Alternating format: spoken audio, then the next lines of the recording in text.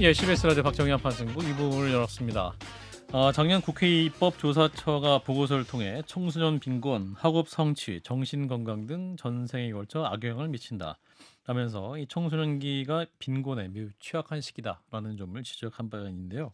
오늘 시간에는 현직 교사로 계시면서 빈곤 가정에서 자란 8명의 아이들을 10년간 만나면서 인터뷰하고 기록한 분이십니다. 가난한 아이들은 어떻게 어른이 되는가라는 책의 저자이시기도 한데요. 강진아 선생님 모셔봤습니다. 선생님 어서 오십시오. 안녕하세요. 네, 진 교수님, 박 실장님 인사 나눠주십시오. 안녕하세요. 예, 현직 선생님이시기도 하신 거죠? 네. 예, 지난 2000년에 이제 발령받아서 교사로 근무를 하셨던 건데 네. 이 책은 또 어떻게 쓰시게 됐던 겁니까? 그 2000년에 처음 발령받아서 갔던 곳이 예, 제가 경기도에 근무하는데 경기도의 아주 작은 도시였는데 예, 그곳에서 이제 빈곤층 아이들을 많이 만나게 됐어요. 근데 아하. 이제 머릿속에 흔히 생각했던 빈곤층은 그냥 뭐 학용품이 좀 없거나 좀 뭐 공부할 기회가 좀 적거나 이 정도인 줄 알았는데 예, 뭐 부모가 돈 문제가 해결이 안 된다고 아이를 학교를 안 보낸다든지 그다음에 정신적으로나 어떤 심리적으로 굉장히 위축되거나 뭔가 다른 성장을 아예 방해하는 그런 환경에 있다든지 이런 제가 피상적으로 알던 빈곤과 너무 다른 모습을 현장에서 보았고 예, 그래서 그 아이들을 돕고 싶었는데 교사로서는 한계가 굉장히 많아서 예, 사회복지 공부를 했고 사회복지 공부를 해서 사회복지사가 되고 싶었는데 되지는 못하고요. 아, 네, 그 아이들을 인터뷰해서 이제 논문을 썼고 예. 네, 논문을 이제 더 토대로 발전시켜서 해서 또 책으로 책도. 내게 되었습니다. 예. 그 책 제목을 들으시고 책 제목이 너무 공감이 되기도 슬프다라는 좀 청취자 댓글도 있는데 책 내용을 좀 간단히 소개해 주실까요? 책 내용 자체가 이미 가슴 확 와닿긴 합니다만 가난한 아이들은 어떻게 어른이 되는가? 네. 그 논문에 포함된 아이들은 한 20 정도 한 15에서 20명 정도 아이들을 인터뷰를 쭉 했고 예. 그중에 이제 제가 책을 낼 건데 좀 더 나랑 추가로 인터뷰를 더 할 수 있는 사람을 제가 희망을 받아서 예. 네, 6명의 청소년들이 음흠. 더 하겠다고 이제 말씀을 하셨고 음흠. 책을 쓰는 과정에서 이제 김용균 그 청년의 그 네, 산재 사고가 발생해서 제가 일하는 청소년을 좀 넣고 싶다고 생각해서 예. 2분의 청소년을 더 모셔서 음흠. 8명의 청소년과 얘기하게 되었고요. 예. 10년은 이제 논문 쓰면서 처음 만난 게 2012년 정도에 만났고 예. 책을 제가 빨리 못 쓰고 이제 늦게 쓰면서 어허. 어떻게 세월이 10년이 간 거예요. 그래서 그동안 음. 추가로 또 인터뷰를 한 3-4차례 해서 네, 책을 완성하게 되었습니다. 그 10년을 통해 더 책 내용이 숙성되고 더 깊어졌던 거네요. 처음에 계획했던 거보다는 음. 이제 30대 그 20대 후반과 30대 초반까지 볼 수 있었으니까 예. 이제 성장 과정을 더 좀 자세하게 볼 그러네요. 수 있었던 거죠. 지금 어떻게 살고 있는지 막 궁금해져요. 네, 근데 이제 우리가 생각하는 것보다는 훨씬 음. 열심히 잘 살고 있습니다. 네, 네. 자, 그럼 이 가난이라고 하면 이제 듣는 청취자 여러분께서는 이 가난의 수준이 어느 정도 수준의 아이들을 만났던 것인가 이 부분도 궁금하실 것 같아요. 그럼 어느 정도 수준의 가난한 아이들이었습니까? 대부분은 이제 보통 우리가 기초 수급이라고 수급대상자. 하는 네, 친구들이고 제가 이제 논문 주제가 빈곤 대물림이었어요. 예. 그래서 이제 보통 부모 때나 조부모 때에도 빈곤한 친구들을 만났던 상황이어서 예. 네, 수급 단계가 아마 조부모 때부터 이렇게 진행되었던 친구들이었습니다. 보통은 근데 이제 감추려고 하잖아요. 많은 경우에. 그래서 또 마음의 문을 안 열려고 하고. 근데 대화하는데 어려움은 없으셨는지. 네, 오늘 청소년이 제일 인터뷰하기 어려운 예민할 상대거든요. 때잖아요, 또. 네, 내가 길게 질문해도 네 이렇게 한마디 하고 끝나서 어려운 이제 대상인데 저희가 이 친구들을 직접 만난 게 아니고 이제 아시는 사회복지사님, 그다음에 아시는 학교 사회복지사님 이런 분들을 통해서 이렇게 만났기 때문에 그 친구들이 이미 그 사회복지사와 그 학교 사회복지사와 네, 라포가 충분히 형성되고 신뢰했기 때문에 네, 저를 소개해 줬을 때 충분히 잘 얘기할 수 있었고 또 저하고도 한 3-4번을 10년에 걸쳐서 쭉 만났으니까 예. 이제 뒤로 갈수록은 자기 얘기를 충분히 할 수 있었습니다. 네. 앞서 이제 가난인의 거기 등유에 대해서 기초수급자 라고 하셨는데 물론 인터뷰하는 친구들이 이제 사회복지사랑 같이 음. 얘기도 많이 하는 거여서 그런 것도 있겠지만 구체적으로는 어느 정도입니까? 사실은 빈곤이라는 게 가능성을 제한하는 것들이어서 네. 어느 정도 아이들이 거기에 대해서 어떤 제한을 받았는지 제안을 받았다는 게 뭐 뭐 이렇게 하고 싶은 걸 못 하기도 하고요. 물론 이제 네. 다른 식으로 뭐 가난 때문에 뭐 평온을 깨치는 것도 많이 있을 것이고 그래서 네. 부모님들이 같이 다 일하기도 하고 음. 돌볼 시간도 부족하고 그래서 그러니까 삶에 있어서 가난은 어떤 의미로 다가왔고 이게 네. 실제적으로 어떻게 삶으로 이어졌는지 그 네. 부분에 대한 말씀인 음. 것 같습니다. 이제 보통 이제 기초 수급이라고 하면 음. 노동이 어려우신 분들을 말씀하거든요. 예. 대부분 음. 뭔가 질병이 있으시거나 알코올릭이 있거나 음. 장애가 있거나 이런 정도여서 혹은 음. 대부분이 이제 한부모거나 그런 친구들이었고 예. 교육 제도로 보면 사실 가난하다고 이제 예전처럼 뭐 학사금을 못 내서 뭐 음. 학교를 못 다니 이렇진 않아요. 이제는 예. 전혀 그렇진 않고 음. 대신 이제 그런 가정 환경이 오랫동안 일을 잘 못하고 부모가 또 대부분 문제 행동, 알코올릭 같은 문제 행동이 있고 하니까 그런 것에서 오는 어떤 심리적인 불안이나 우울이나 이런 걸 많이 겪어서 예. 학교에서 이제 적응하기 힘들거나 혹은 우울 이런 그다음에 부모처럼 본인도 알코올릭이거나 이런 친구여서 여러 가지 이제 문제를 경험하고 있는 친구들이었습니다. 이 친구 보면 이 가난은 더 이상 재화 부족의 문제가 아니다. 네. 역량의 박탈의 문제다라는 그 부분이 굉장히 좀 통찰이 됐었는데 그 역량의 박탈이라 하면 그러니까 또 옛날에는 교육이나 이런 자체가 계층 이동의 사다리가 되기도 했었었는데 이제는 있는 집 아이들이 더 공부 더 열심히 잘할 수 있고 오히려 그 기회마저도 이제는 가난하면 오히려 또 공부를 더 잘할 수 있는 기회가 박탈되거나 혹은 얻지 못하는 경우도 있다라는 것이죠.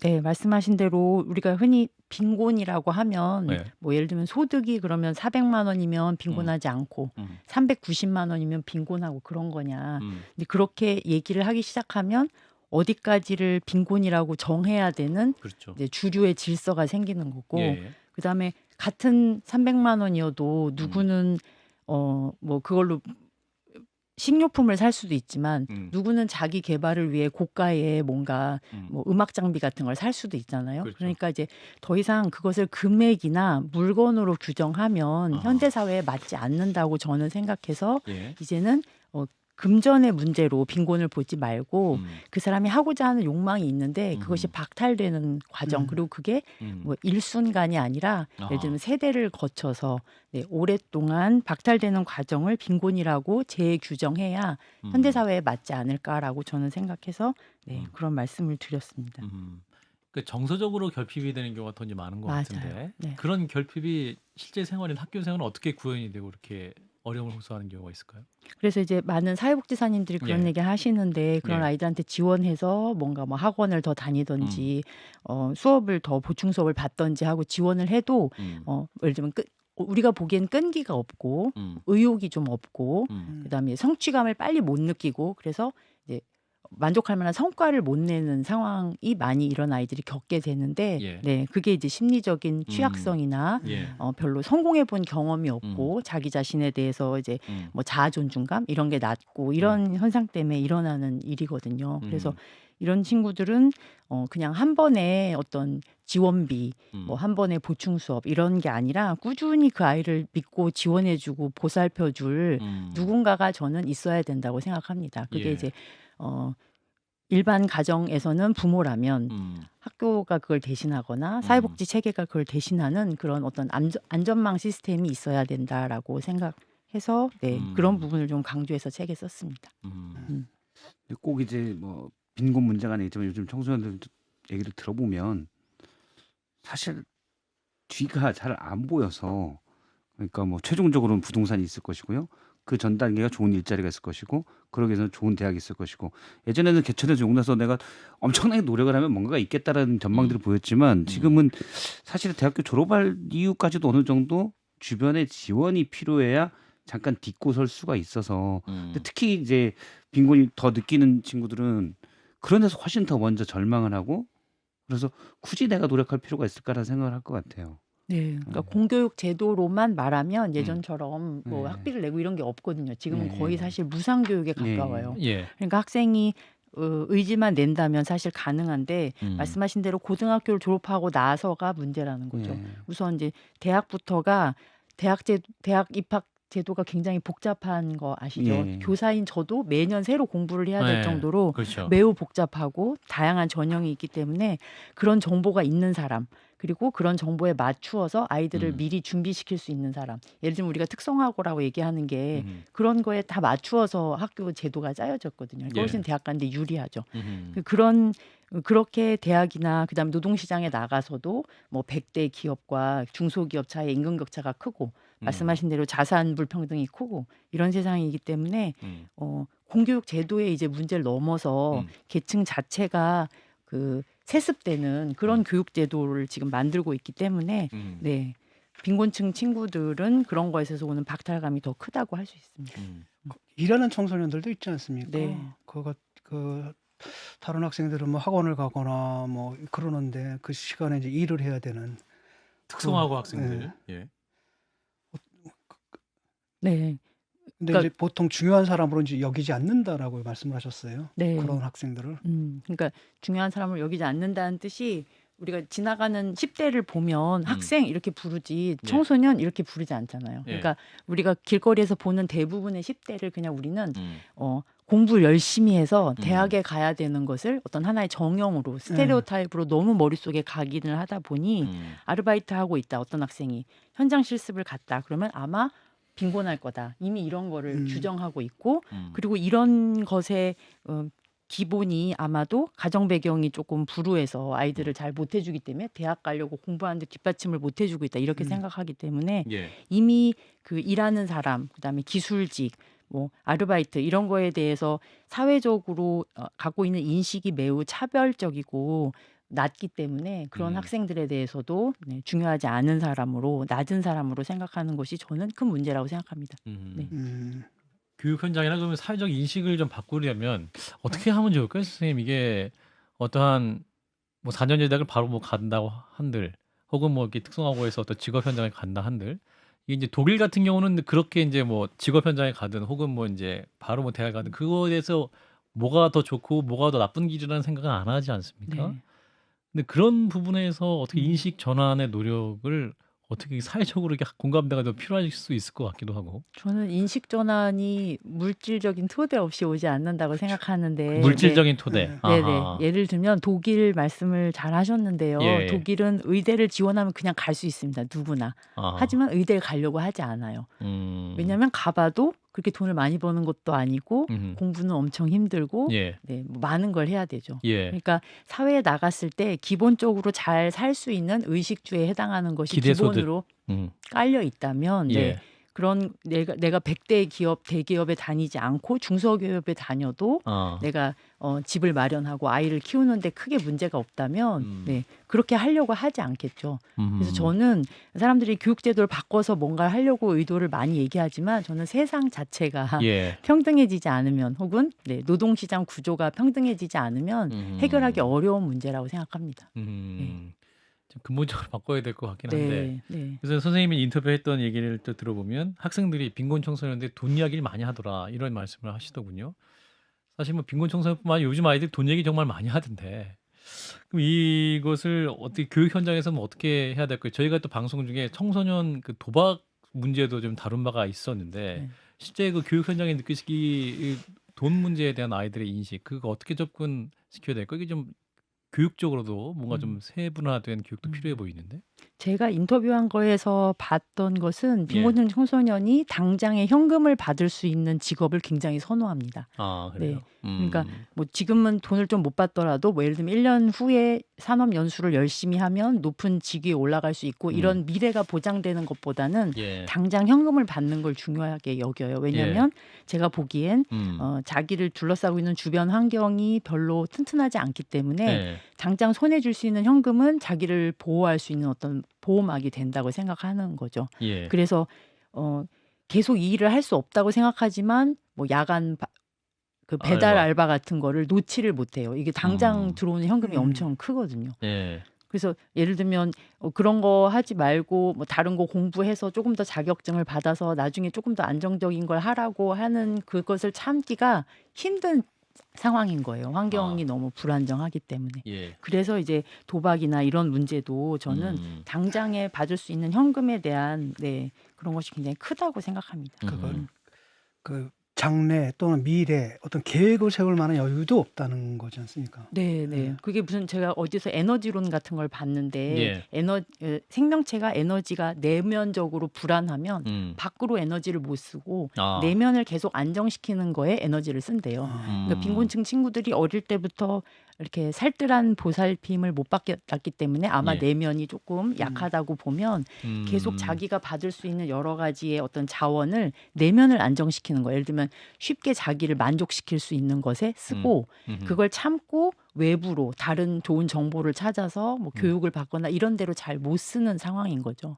네. 그래서 이제 좀 안 좋은 일이 계속 반복되고 있다고 보입니다.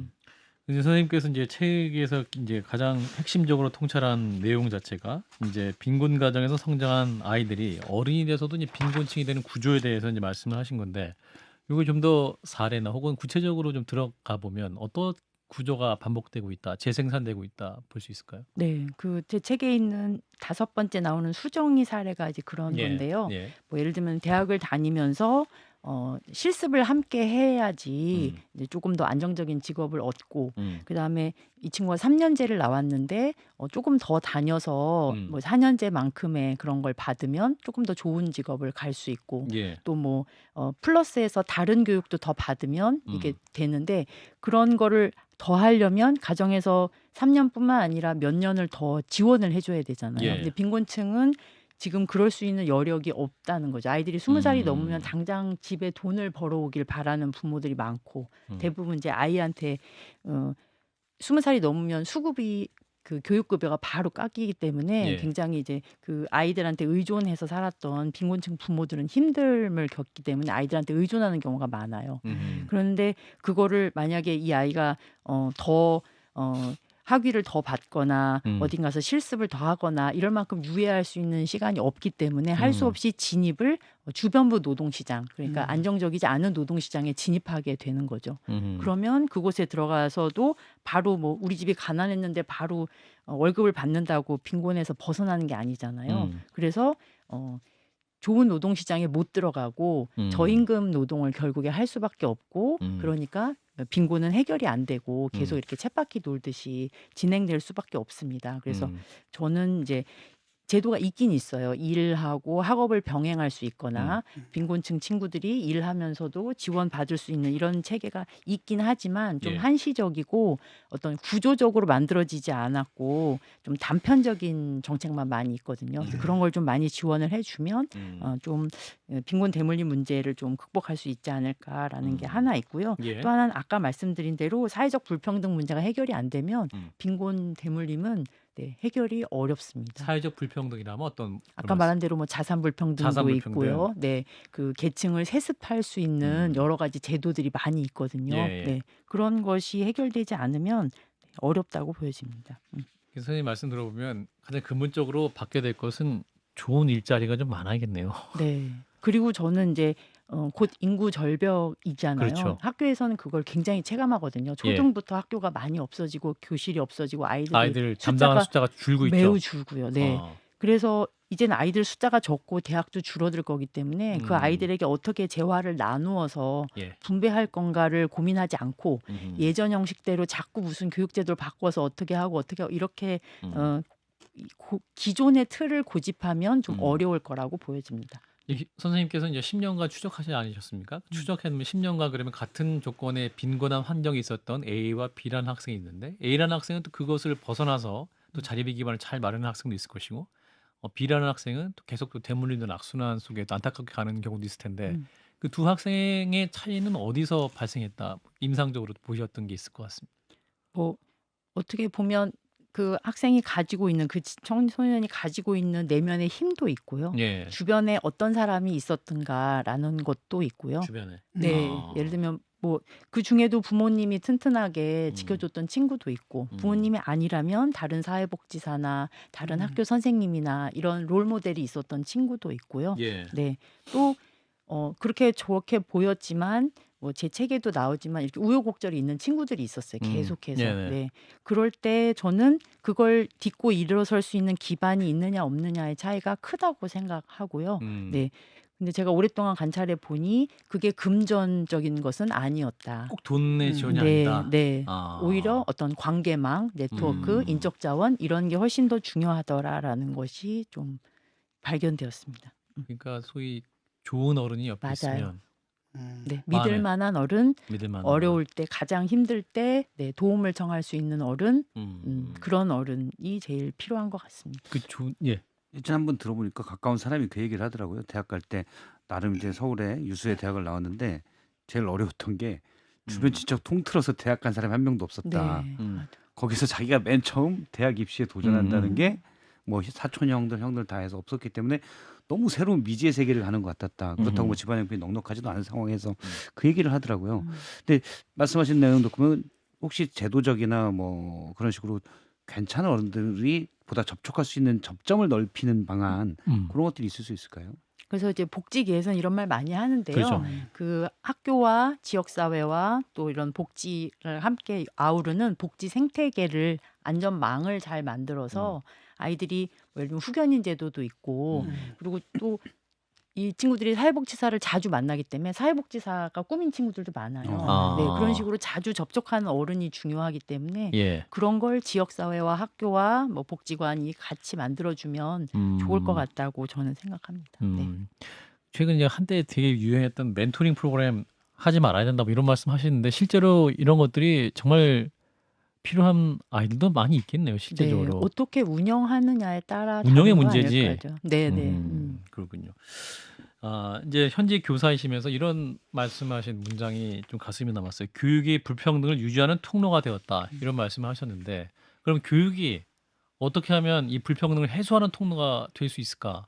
현장에서 느끼신 바가 있으실 것 같은데. 네, 우선 저는 이제 아직까지 한국 사회는 교육이 경쟁하고 선별하고 네, 뭐 이렇게 생산을 막 끌어내는 이런 교육제도인데요. 예. 그렇지 않고 이제 비교하거나 경쟁하기보다는 개인이 갖고 있는 잠재력을 더 이렇게 발전시킬 수 있고 예. 다양한 기회를 좀 볼 수 있고 다양한 경험을 할 수 있는 그런 체계로 좀 바뀌면 좋지 않을까 이런 생각을 합니다. 사실 그런데 이제 우리가 공교육을 욕을 많이 하는데 사실은 많이 변했고 많이 좋아졌습니다. 예전에 비해서는 예. 학교에 진로 상담 교사도 있고 심리 상담 교사도 있고 뭐 여러 가지 지원 프로그램도 많고 많이 있거든요. 예. 네. 근데 이제 저는 이제 어떤 딱딱한 제도를 바꾸는 것의 문제가 아니라 그걸 이제 우리가 어떻게 채우고 그걸 좀 질적으로 좋게 하는가의 문제가 아닐까라고 생각을 합니다. 그 옛날에 그런 말이 있지 않습니까? 제가 어렸을 때 들은 말은 뭐 이병철 씨 삼성 그러니까 이병철도 자식은 서울대 못 보냈어. 그러니까 그럴 때는 이제 그 교육을 통해 가지고 우리가 사회적 계층 이동을 할 수 있다 이런 거였는데 최근에는 이 교육이야말로 가장 비싼 게 돼버리면서 오히려 이제 불평등으로 이제 구조화돼 버리는 이런 측면들이 있는 것 같아요. 그리고 이제 저희가 저출산 얘기를 하면서 오히려 요즘은 아이들 빈곤율이 줄어들었다. 왜 그런가 봤더니 아예 환경이 안 좋으면 아이를 갖지 않는 상황이 돼버렸다라고 이제 그렇게 말씀하시거든요. 그럼 이러한 이 빈곤의 문제, 결국 저출산 문제와도 더 직결이 되고 그 아이를 낳을 수 없는 환경으로 더 직결될 수밖에 없을 것 같습니다. 네. 예. 네. 그리고 그 저출산은 저희가 가르치는 청소년들이 더 민감하게 매일 와서 아, 그래요? 선생님 이제 0.76이에요. 이제 0.6으로 그래요? 막 이런 아이들이 더 거를 걱정해요. 네, 와서 아. 말해요. 나라가 망할 것 같아요. 막 이런 얘기를 해요, 아이들이. 그러니까 저는 아이들이 굉장히 이 위기감을 많이 느끼고 있다고 생각하고. 아이들조차도. 네. 그래서 아이들 숫자가 줄기 때문에 예. 그 아이들에게 하나하나 이제 개별적으로 어떻게 자기 잠재력을 키울 건가로 다시 교육제도를 리세팅해야 된다라고 저는 생각합니다. 교육뿐만 아니고 예. 사회 전반적으로. 그 리셋을 해야 되는데 지금 돌아가는 걸 보면 그 반대로 가고 있지 않습니까? 그냥 다 모든 게.